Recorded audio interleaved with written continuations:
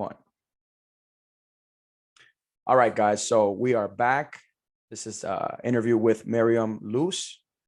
We are now on part 2 of the interview, and we're going to keep on talking about, we're going to feedback on what we left off on. We were talking about players and rushed contracts. A lot of these players come from like poverty. I would say Ronald Acuna was very poor in Venezuela, right? But in the case of Wander Franco signed $1 million, if I'm not mistaken, $1 million or $2 million contract when he signed. I think it was like 2.3 something. I think it was like 3 million. Look at that. I think it was 3. I think it was 3, yeah. Because he signed the second biggest contract. And the first one was Jason Dominguez for 5 Jason million. Dominguez for 5 million, yeah.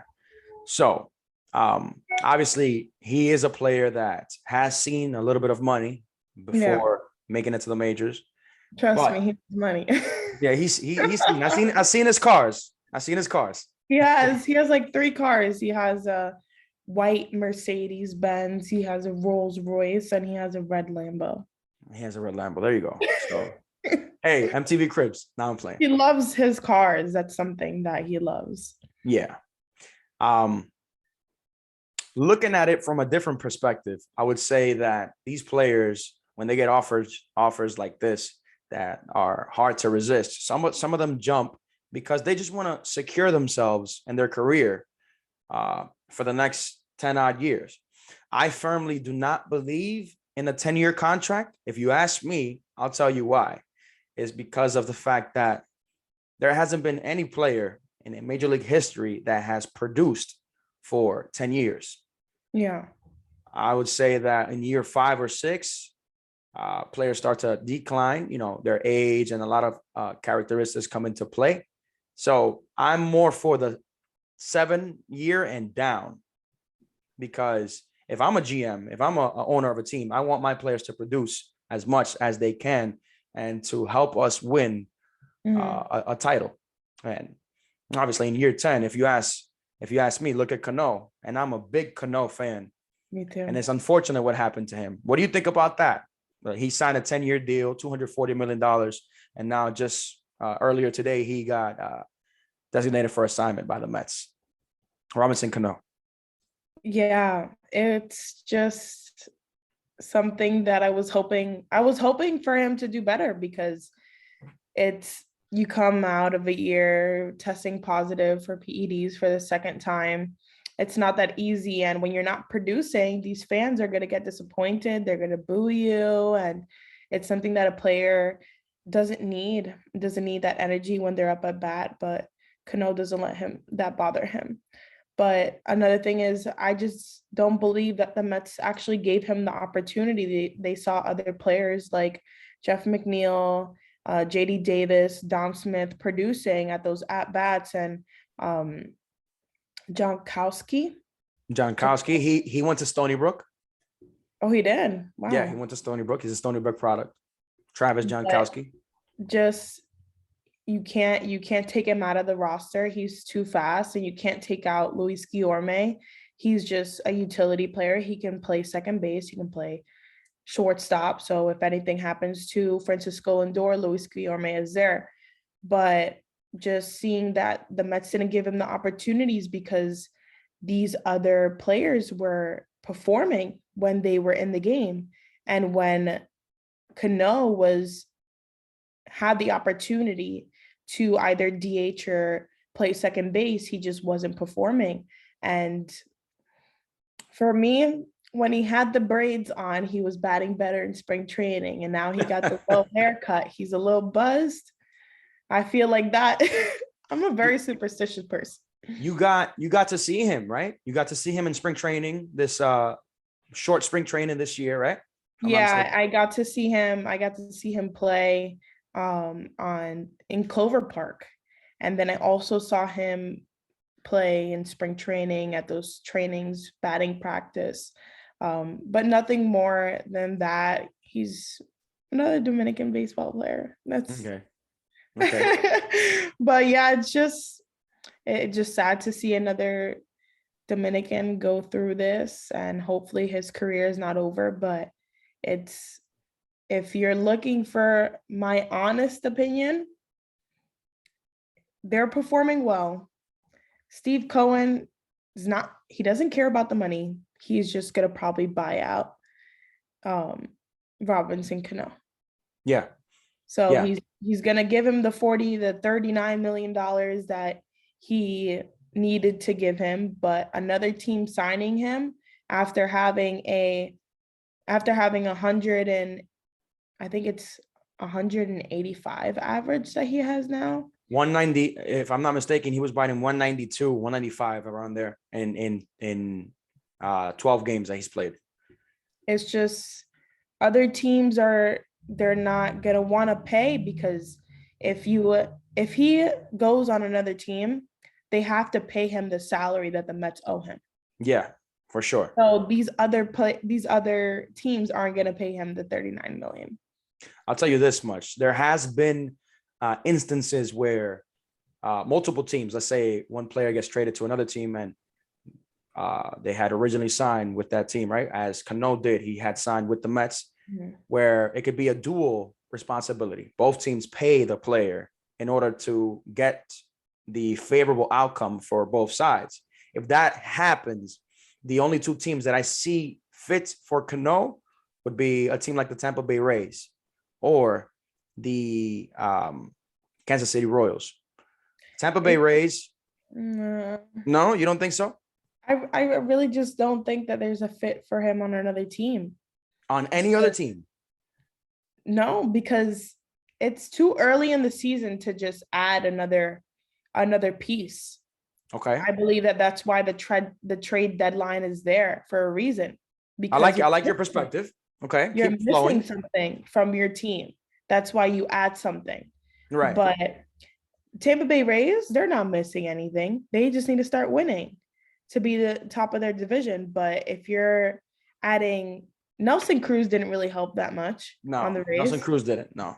So if you're adding someone that's just as good as Nelson Cruz, and he's coming off of 2 years of testing positive for I love Robinson Cano.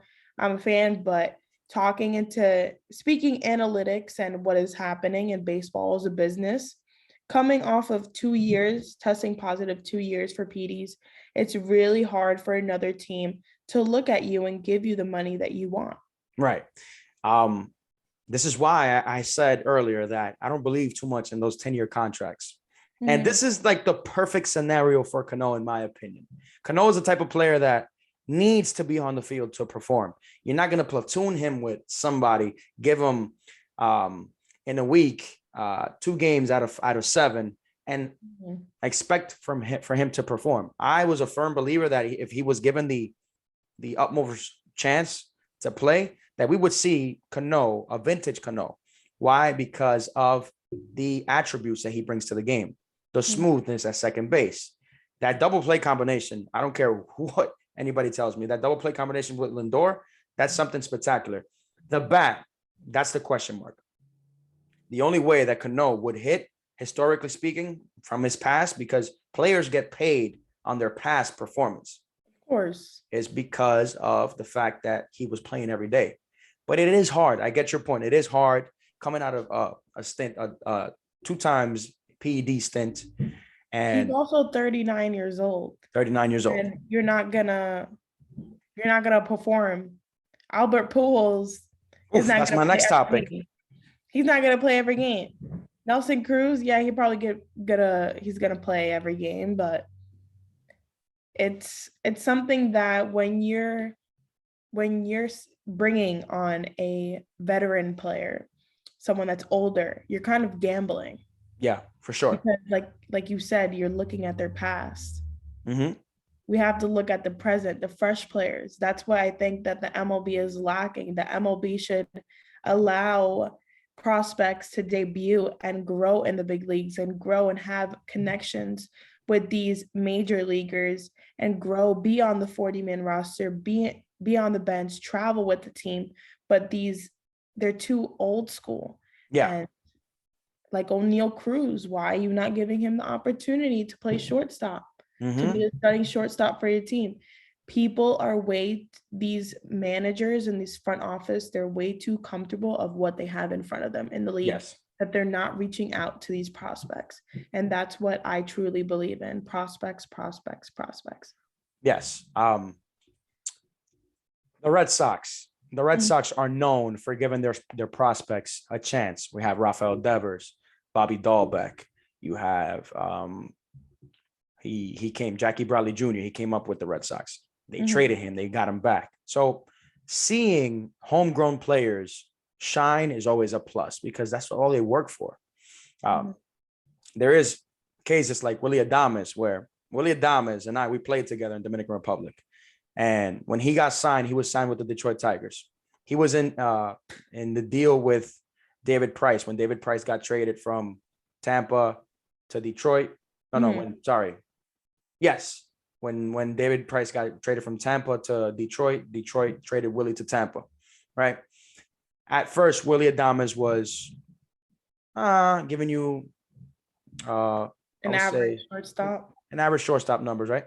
But then when he got traded to Milwaukee, it's like we saw a whole different Willie. I actually sat down with him in Yankee Stadium before we did the interview. And I told him, I gave him some tips of what I was seeing.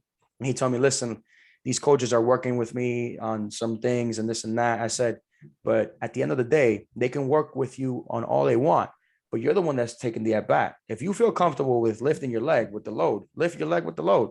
I kid you not, that same day against Tanaka, he had 3 hits. So everything is relative. As you were saying earlier, we were saying about confidence. It ties into baseball as well. Confidence. Because at the end of the day, this is a game of failure. If out of 10 at-bats, you get 3 hits and strike out the next 7, you're considered great. You're considered a 300 hitter. Of course. So that's a lot. That's a lot right there. Yeah, I'm definitely impressed, Willie Adames. Yes. That's what happens. You get the opportunity. And he knew there was something that he knew that he was going to be traded because of the Wander Franco situation. And Wander Franco promised more to be their starting shortstop. So they didn't want to put him at third base and Willie Adames at shortstop. And sometimes when you trade players to other teams, that's when they reach their full potential. Correct. It's like a spark. Something sparks. Not all the time, but most of the time they do happen, right? Okay. You had mentioned Albert Pujols. I want to touch a little bit about the Albert Pujols situation, how close he is to 700 home runs.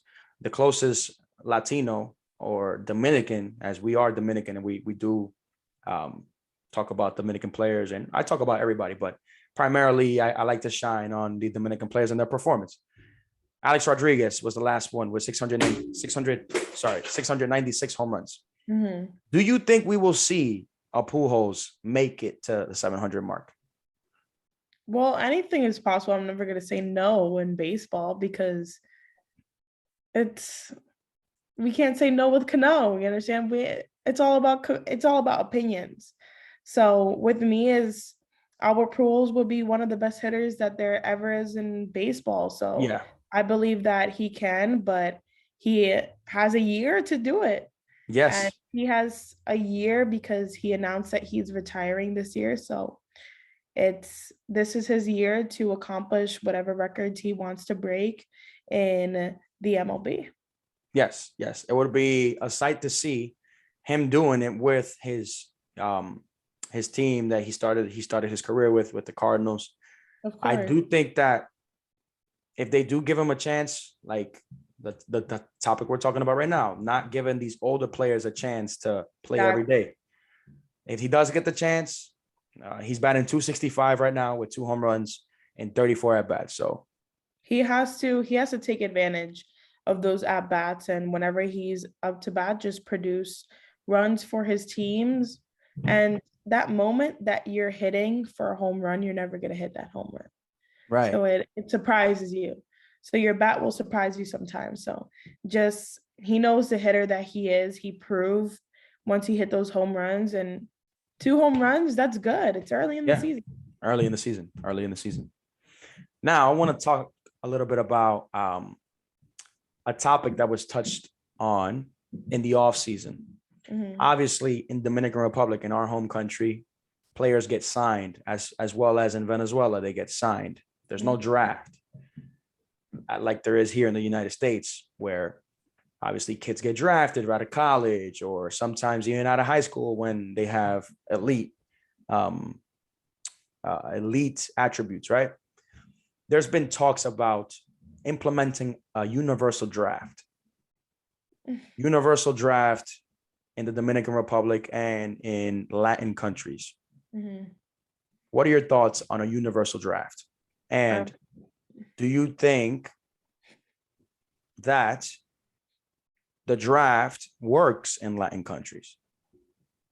I'm not a fan of the draft. Me neither.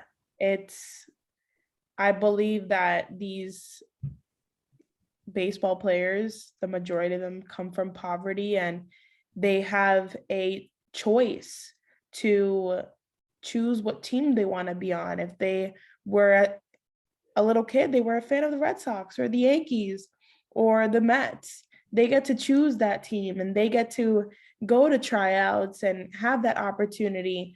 So, and choose how much money they're given. Because when you're being elegido, yes, chosen, selected. Yes. See how sometimes it's like the English and the Spanish mixes. But when you're being chosen in a draft, you're just given the team and the money that you're given. That's it. You don't get to choose your contract, how much you get signed for, nor the team. So I believe that they're coming from a poor country. The majority of these players that are signing in the United States, they've always had a bat. They've always had gloves. These kids from the Dominican Republic, they come from nothing. At least let them choose their team and the money that they wish to sign for. So something that I'm going to touch base on is a big controversy. Another aspect as to why I bring the topic up. So when a player gets signed in Dominican Republic, I was almost there, by the way. Anyway, when they get signed, whether that player performs or not, whether that player the first year goes with if he's a position player with a 092 average or not, if he has a 300 average, either or, those are characteristics as to why teams cut players, right? The difference between signing a player and drafting a player is this. When a player gets signed, whether he does good or not, he's going to get that money guaranteed, which is a benefit to the player, especially from a country like ours where poverty is huge. Now, if a universal draft is implemented, when a player gets drafted out of college, and if that thought goes down to a country like ours, this is what happens. So usually within the first, second, and third round, those players get the most money. When a player gets selected in the draft, they go to the facility of that respective team. And then the team gets to choose after a month or so if they want to sign him or not, if they want to actually, go with the choice. Most of the time they do. Now, that wouldn't be beneficial in 100% of its attribute to Dominican players, because if they implement this universal draft, players get drafted from DR, from Dominican Republic. They have nothing secure. So they still have to go pass physicals and do what's basically like a combine, show all their skills and all that for the team to make a decision. This is why I believe that should not be happening. They would probably pay them less too, because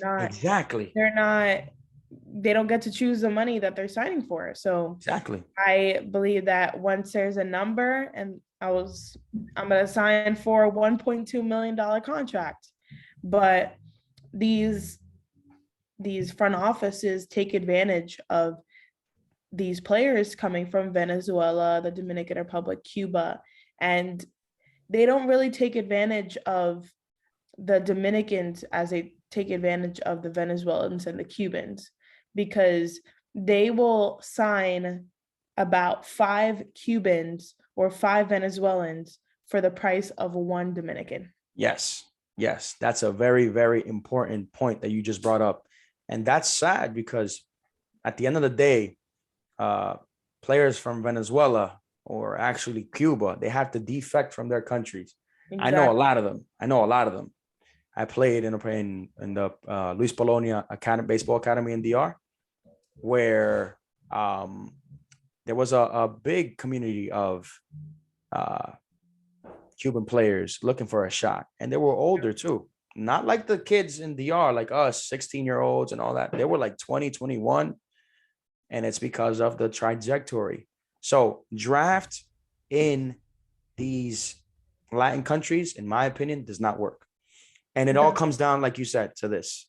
To the money.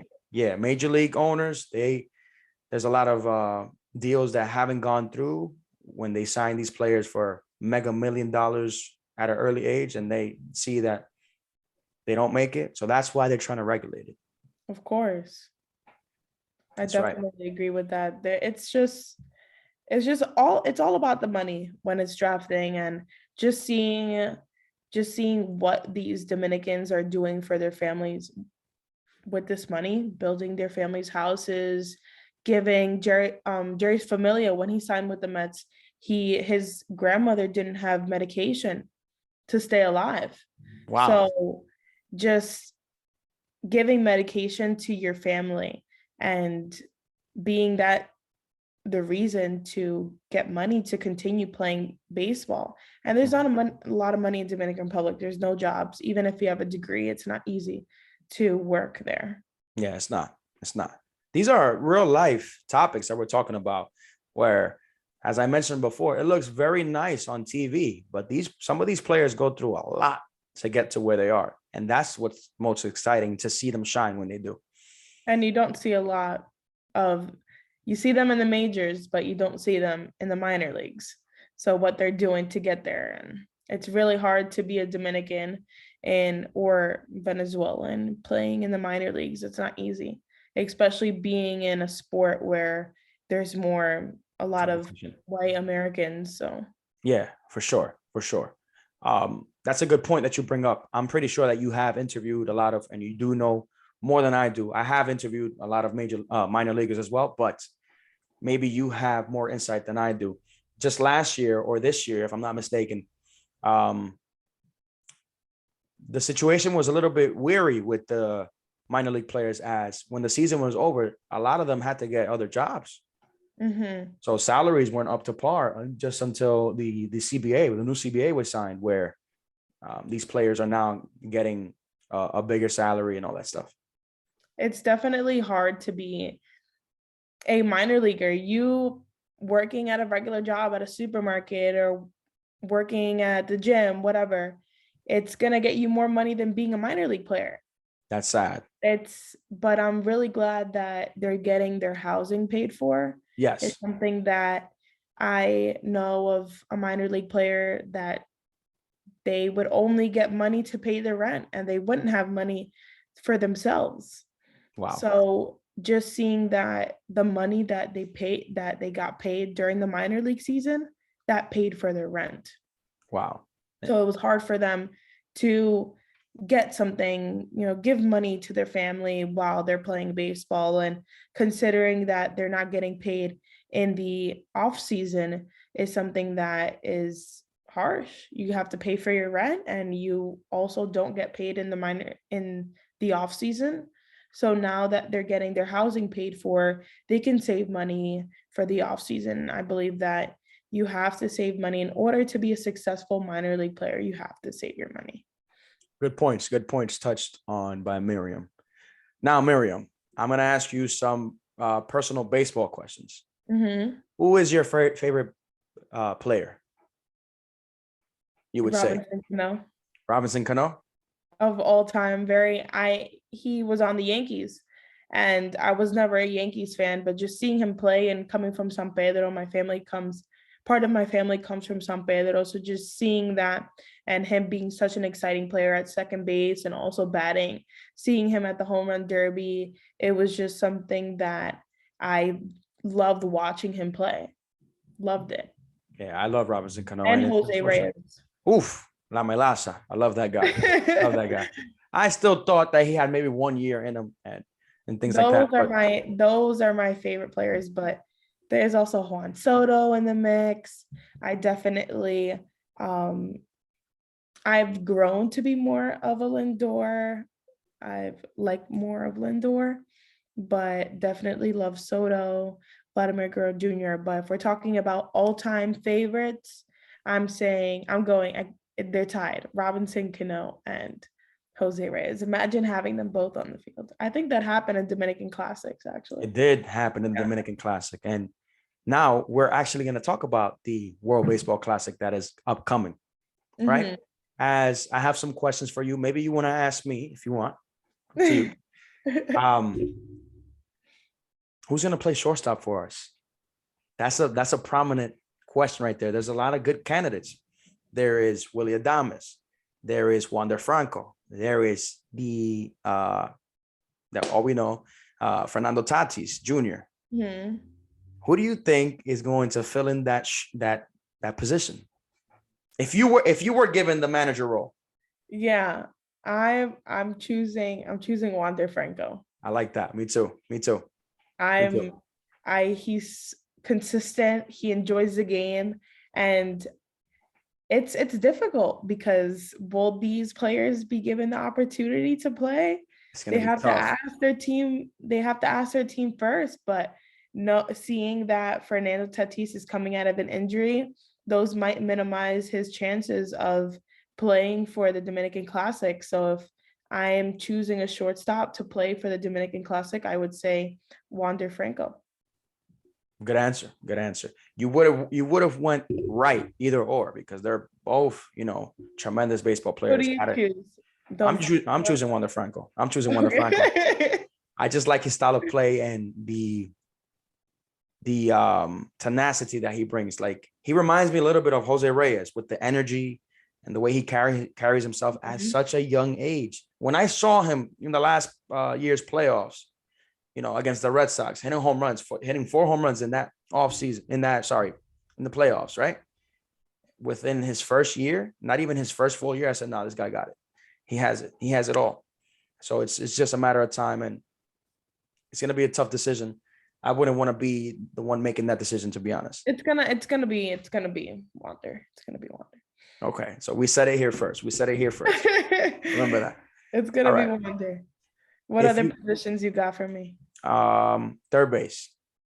So we got Manny Machado, we got Rafael Devers, and we got Jose Ramirez. Jose Ramirez is a question mark because he can also play second base. But if you were to choose, you're the manager again. You're the manager, and this can happen. By the way, women are growing within the baseball game. We might see a female manager in the next upcoming years. Anyway, who would you have at third base? I feel like Rafael Devers. That's a tough one, and hey, I don't knock you for it. He's Red Sox, and we're talking about when you're choosing these players, you're marketing these players as well. So Rafael Devers hasn't signed a contract with an extension with the Red Sox, so it's more probable for him to play in the Dominican Classics. Yeah. But I believe that he's plays for the Boston Red Sox. There's a lot of Boston Red Sox fans in the Dominican Republic that would attract more fans, that would bring more fans to the stadiums because there's a lot of Red Sox fans. It's a big team. So it's all about marketing these players. And I feel that Manny Machado, he's too Americanized for me to play in the Dominican Classic. That's an interesting point. That's my pick. I'm going to pick Manny Machado, but that's an interesting point, and I respect it. I was going to pick him at first, but then I was like, he's too Americanized for me. He's not he's not going to have so much chemistry because I remember when Wander Franco, he debuted, he went against the Red Sox. And the first person he gave a hug to when he was on the field was Rafael Devers. Rafael Devers. Interesting point. Interesting point. Okay. Catching. We have Pedro Severino. We have Gary Sanchez. We all know the performance that Gary Sanchez has exhibited in his last couple of years. Obviously, he's more of a hitter than what he is a defensive catcher. Not to knock his arm. He has one of the best arms. But on the up and up is also Pedro Severino. If I'm not mistaken, Pedro Severino is serving a PED suspension right now. If I'm not mistaken, I could be wrong. I have to double check that. Or if you do have any other options, who would you have catching? These are premier positions that are going to make a difference.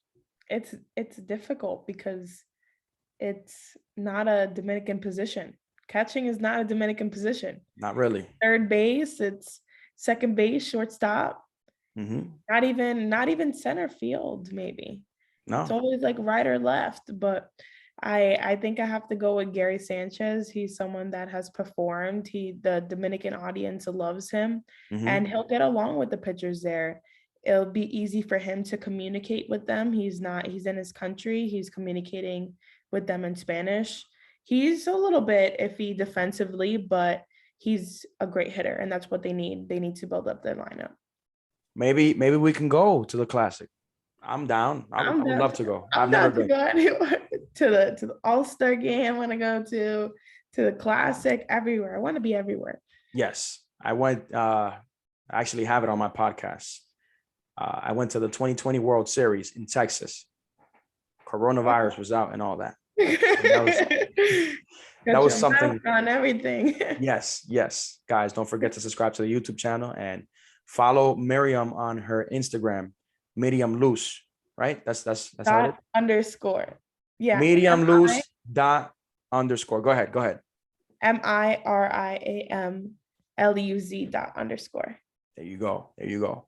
Well, Miriam, I want to thank you for your time and for your Thank you so much. No, of course. Definitely something great that you have, and you're very professional, and that's something that I love to see, people growing in sports, and I love people talking to other people that are trying to grow together. So I would definitely be open to collabing, doing Instagram lives, maybe Zooms. But thank you so much for allowing me to be on your program, and everyone subscribe to this channel and add us both on Instagram. I don't know if you're going to leave it in the bio or Instagram. Yes, I'm going to leave it in the bio. I'm going to make sure I, put everything correctly. And no, I want to thank you personally because, like I said, this is a big moment for BarrelUp Podcast, interviewing the first female. You're the first female I interview, and you're very professional as well. You know what you're doing. And, keep striving. The world is ahead of you. Keep striving. Anything that I can help you with from here on out, this is your house. Whatever you need, whenever you want to do a podcast. I'm not in Cortland. I'm in the Bronx. No, I'm in Queens. So okay. Like I'm in Cortland right now, SUNY Cortland, but I live in Queens. Perfect. So we'll definitely catch up, and we'll definitely be collabing more. Go Mets. Go Mets. Let's go. Hey, Mets. this is just, as fans, but we are not biased when it comes to facts. I'm just going to say that. No. Facts, 100%. Like I said, thank you so much. And we'll be talking soon. I'm going to send you the shorts, whatever you need. If you need the whole video, yo te lo mando. Y nada, pa'lante. Guys, Miriam Luz. Thank you so much. Is there anything else you wanna leave your fans with? I know your fans are going to see this. No, just keep on following my project and BarrelUp as well. We're definitely gonna collab more, do some Spanish, mix it up. So definitely share this page, share my Instagram, and there's a lot of things coming up, and I have a program coming up that I haven't said anything, okay, but I'm announcing it here. There we go. I'm coming up with a program with prospects. So you're definitely gonna know more of the prospects, and I'm excited and I'm not going to announce my guest. I'm going to come up with an intro and everything. So I'm going to That's what's leak up. that.